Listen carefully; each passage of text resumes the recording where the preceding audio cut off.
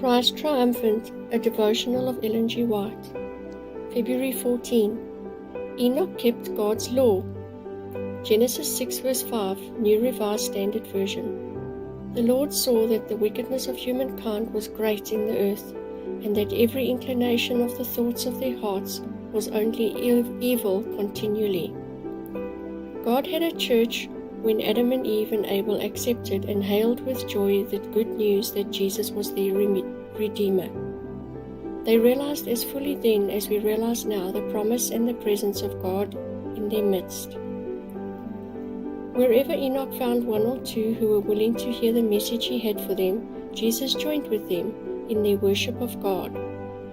In Enoch's day, there were some among the wicked inhabitants of earth who believed. The Lord never yet has left his faithful few without his presence, nor the world without a witness.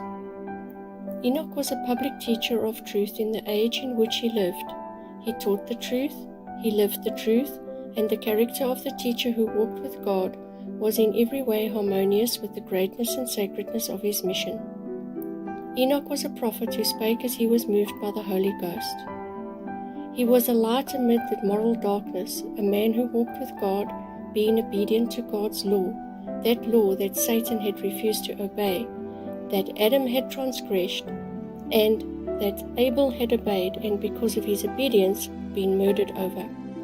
And now God would demonstrate to the universe the falsity of Satan's charge that human beings cannot keep God's law. He would demonstrate that though humans had sinned, they could so relate themselves to God that they would have the mind and spirit of God and would be representative symbols of Christ.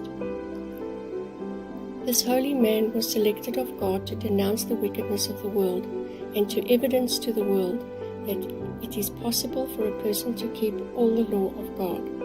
Enoch walked with God, while of the world around him sacred history records, and God saw that the wickedness of man was great in the earth, and that every imagination of the thoughts of his heart was only evil continually.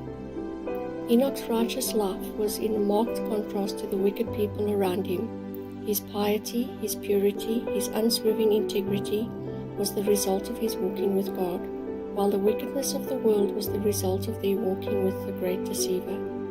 Enoch was a representative man, but he is not praised, he is not exalted, he simply did that which every son and daughter of Adam may do. Manuscript 43, 1900.